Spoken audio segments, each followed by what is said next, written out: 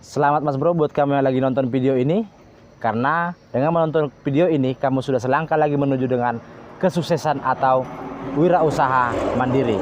Oke Mas Bro, buat kamu yang belum tekan tombol subscribe, silahkan tekan tombol subscribe terlebih dahulu. Like, komen, dan share video ini agar membantu kami lebih semangat lagi membuat konten-konten yang lebih bermanfaat buat Mas Bro sekalian. Jadi buat kamu yang pengen usaha tapi belum punya modal, tenang aja Mas Bro, tenang aja. Karena bukan kamu saja yang mengalaminya, banyak yang mengalaminya. Jadi nggak usah patah semangat dulu. Oke Mas Bro? Bagi kamu yang saat ini sedang bekerja atau sedang di perusahaan atau bekerja di wirausaha swasta lainnya, kamu yang penting tetap semangat dulu dan pikirkan bagaimana suatu saat nanti kamu bisa berwirausaha sendiri. Oke Mas Bro, mudah-mudahan dengan niat kamu seperti itu, dengan membuat pikiranmu seperti itu, maka usahamu atau pikiran kamu itu akan terwujud. Nah, di video kali ini saya akan memberikan apa yang saya alami, bagaimana cara saya membuka usaha bengkel. Ingat Mas Bro ya, membuka usaha bengkel tanpa saya punya modal. Tanpa saya punya modal Mas Bro. Modalnya nol. Oke Mas Bro, modalnya itu nol. Tapi saya tidak patah semangat, Bro. Karena apa? Yang menentukan hidup saya sukses atau tidaknya ke depan itulah saya sendiri. Ya, oke Mas Bro, itu adalah saya sendiri, bukan orang lain, bukan juga temanmu, bukan, tapi kita sendiri. Nah, itulah yang menjadi pembeda kita dengan orang lain. Oke Mas Bro. Nah, sebenarnya untuk jenis usaha di luaran sana yang tidak terlalu membutuhkan modal itu banyak Mas Bro, banyak. Tapi dalam kasus ini yang saya alami adalah bagaimana membuka usaha bengkel dengan modal yang minim atau bahkan tanpa modal. Oke Mas Bro, terus saksikan video ini. Nah, yang paling utama ya, yang harus kita buat dalam pikiran kita ada 3 tahap ya. Jadi di video kali ini saya akan membagikan 3 tips yang sudah saya lakukan sebelumnya. Yang pertama ya, yang pertama adalah niat. Oke Mas Bro, niat. Niat itu adalah yang paling utama, itu adalah modal kita yang paling besar. Niat yang tinggi, niat yang besar. Oke Mas Bro, suatu saat kita harus punya usaha itu ya. Jadi di pikiran saya harus punya usaha bengkel. Memang pada saat itu saya masih bekerja ya, masih bekerja pada suatu wirausaha swasta ya, bengkel teman saya masih bekerja ya, bengkel bos saya lah begitu ya. Tapi saya niat ke depan saya harus punya bengkel usaha sendiri. Saya ke depan saya harus punya bengkel sendiri. Itu terus terngiang-ngiang dalam pikiran saya ya. Nah, setelah ada niat itu kan modal utama bosku, modal yang paling besar. Nah, kemudian yang kedua saya lanjut dengan persiapan ya. Jadi udah dua ya, persiapan. Jadi persiapannya apa saja? Yang perlu kita persiapkan adalah yang pertama alat. Oke. Nah, alat ini Mas Bro, pada saat itu saya ambil ada 2 ya, kompresor. Oke Mas Bro, jadi kompresor ini saya beli secara online ya dari Facebook Marketplace. Kompresor yang saya beli itu bekas. Kalau tidak salah saya ingat sekitar 450.000. Oke, 450.000 itu gaji saya sisihkan. Oke Mas Bro, gaji saya sisihkan 450.000. Nah, itu aman. Yang kedua saya lanjutkan dengan peralatan kerja. Jadi alat kerja itu Mas Bro, jika kita langsung memikirkan bengkel yang besar itu seperti ini atau seperti tempat kita bekerja ya, bengkel yang besar itu kok alatnya langsung komplit. Wah Mas Bro, 100 juta juga duitmu ditelan. Nah, jadi kita belanja keperluan alat itu hanya yang diperlukan saja, pada saat kita memulai usaha bengkel baru dengan modal minim. Oke Mas Bro, jadi dari mana modalnya Bang? Itu kan pakai modal juga gitu. Jadi nggak usah ya, memang pada intinya kita harus mengeluarkan modal. Cuman kan pada saat sekarang ini kantong kita kan lagi nggak ada. Itu namanya kan tanpa modal Mas Bro. Jadi kita boleh pinjam terlebih dahulu dengan teman atau keluarga, boleh ya. dengan sistemnya, ya saya kira 1 juta juga bisa ya. Untuk kunci-kunci bagian ban dan lain segala macam itu berapa sih ya? 1 jutaan juga bisa.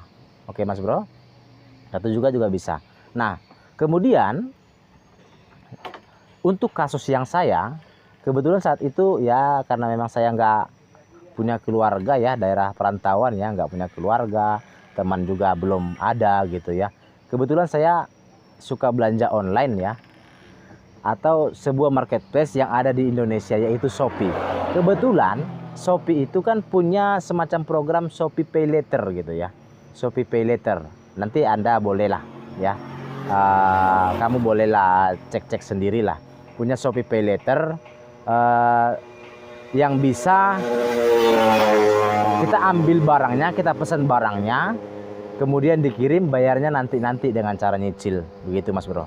Oke Mas Bro. Jadi saya ambil pada saat itu ya. Kalau tidak salah, ingat saya sekitar 1.300.000 saya ambil barangnya semua, sudah lengkap gerinda, mesin las ya, dan alat-alat kecil lainnya. Itu murah-murah Mas Bro. Oke ya, 1.300.000. Jadi saya bayarnya menyicil ya. Nah itu mengenai alat. Kemudian persiapan selanjutnya yaitu mengenai tempat. Oke Mas Bro, tempat. Jadi Mas Bro yang bingung masalah tempat ya, pilihlah tempat itu yang daerah strategis. Daerah strategis karena apa? Kita kan bengkel baru ya, bengkel baru. Semaksimal mungkin pilih yang strategis, lokasinya dekat jalan raya atau bagaimana, atau memang jika memang tidak ditemukan ya, kita yang pasti pengen usaha kita itu berkembang Mas Bro, pengen usaha kita itu berkembang. Kalau memang ketemu di jalan yang di dalam ya, di dalam gang atau bagaimana, tapi menurut kita itu bisa maju, ya silakan, monggo, nggak apa-apa. Tapi saya sendiri memang berprinsip ya, saya membuka usaha ini, saya harus mengharapkan dan saya harus menghasilkan dari sana. Jadi saya pilih lokasi yang strategis gitu. Saya pilih lokasi yang strategis. Tujuannya untuk apa? Karena kan bengkel baru, belum tentu langsung dikenal orang. Ya Mas Bro, belum tentu dikenal orang. Jadi sementara bagian pelanggan kita yang datang itu adalah yang lewat-lewat lah. Artinya yang memang benar-benar membutuhkan kita. Oke Mas Bro, seperti buka ban, tempel ban, lahar, rantai, mati mendadak di jalan, itu adalah konsumen awal kita. Jadi kalau masalah tempat ini ya, kita pilihlah daerah yang strategis. Nah banyak tuh yang memberikan kontrakan gitu, jadi saya ngontrak gitu ya. Jadi saya pilih ngontrak karena saya tidak punya budget untuk membangun, boro-boro membangun Mas Bro. Alatnya dia nggak ada ya, yang punya saya tok cuma kompresor cuman ya, alat apapun nggak ada ya. Jadi boro-boro membangun, jadi saya pilih ngontrak ya. Ngontrak itu saya pilih lokasi strategis. Kebetulan bengkelnya di sebuah yang kampung lah masih, cuman ya udah jalan raya gitu ya. Jadi dengan biaya sekitar 6 juta per tahun. Jadi 6 juta per tahun saya datangin yang punya, apa bisa nggak saya ngontrak di tempat Bapak, tapi saya saat ini belum punya uang gitu, belum punya uang. Jadi nanti 3 bulan ke depan saya akan bayar setengahnya. 6 juta tadi ya, artinya 3 juta 3 bulan ke depan. Kemudian 3 bulan lagi saya akan bayar setengahnya, 6 juta ya, 6 bulan berarti setengah tahun kita bayar. Nah kedepannya jika saya rezeki saya memang ada di tempat Bapak, saya akan bayarkan dia di awal tahun. Itu Mas Bro. Jadi nggak melulu tempat menjadi perkara yang besar. Jadi kita ngomong baik-baik Bro. Mudah-mudahan yang punya tempat itu mau membantu kita, termasuk kamu ya. Mudah-mudahan kamu bisa dibantu oleh banyak orang. Oke Mas Bro. Jadi kalau nggak mau gimana? Nggak mau Pak gimana? Ya udah cari, buat 1000 tempat Mas Bro. Kalau nggak mau pasti ada ya. 1000 tempat itu pasti ada. Jadi nggak usah khawatir, jangan berpatokan ke satu orang. Kamu milih tempat di situ, harus di situ ngotot. Wah Mas Bro, bukan seperti itu. Pilih yang lain. Di luar tempat banyak ya. Yang pasti kamu harus punya usaha. Kira-kira begitu Mas Bro. Oke. Nah, itu masalah tempat. Kemudian yang selanjutnya persiapan apa ya? Yaitu mengenai superpad. Ya, mengenai superpad. Ya, untuk daerah superpad itu biasanya kan daerah yang ramai ya. Daerah untuk pemilihan superpad ini, ketika kamu sudah punya tempat, atau ketika kamu datang berkunjung ke suatu daerah sebelum kamu, ya bisa saja ya di luar kecamatan apa, bisa juga, nggak apa-apa gitu ya. Masalah superpad ini, daerah itu yang pasti ya, sebelum kamu menentukan lokasi, superpadnya dikondisikan terlebih dahulu, atau bekas kamu bekerja juga nggak apa-apa ya. Jadi sebelum kamu memulai untuk berusaha, kalau kamu masih budget minim ya, kamu datanglah berkunjung ke bengkel-bengkel yang sudah besar ya, bengkel-bengkel yang sudah menyediakan superpadnya.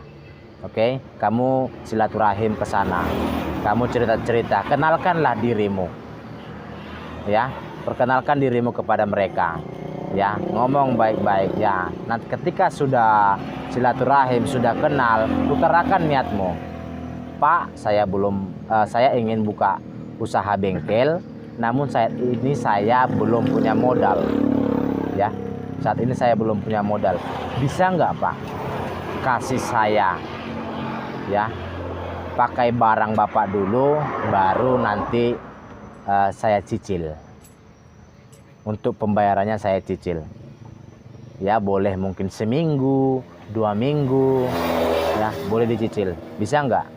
Ya saya kira untuk toko besar ya, kamu mintanya juga jangan terlalu besar-besar, jangan banyak-banyak juga ya. Nah, jadi saya butuhnya kira-kira sekitar segini Pak. Yang perlu-perlu saja, yang ambil saja superpad yang pas moving ya. Seperti oli sedikit, ban dalam, ban dalam kayak lahar-lahar ya, tali gas, tali kopling, itu yang kecil-kecil saja ya. Yang pasti kamu buka ya.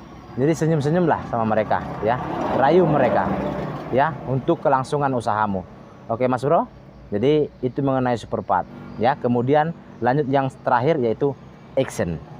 Ketika sudah komplit semua, kamu persiapkan, action langsung, kerjakan saja, tunjukkan bahwa bengkel kamu itu berkualitas. Oke Mas Bro, buat kamu yang sekarang ini lagi memikirkan modal dari mana, jangan khawatir, kamu tidak sendiri. Oke Mas Bro, selamat berjuang, selamat sukses. Terima kasih. Jangan lupa tekan tombol subscribe-nya dulu Mas Bro. Tekan tombol subscribe-nya, like, komen, dan share video ini agar membantu kami memberikan video-video yang terbaik buat Mas Bro sekalian. Oke, salam.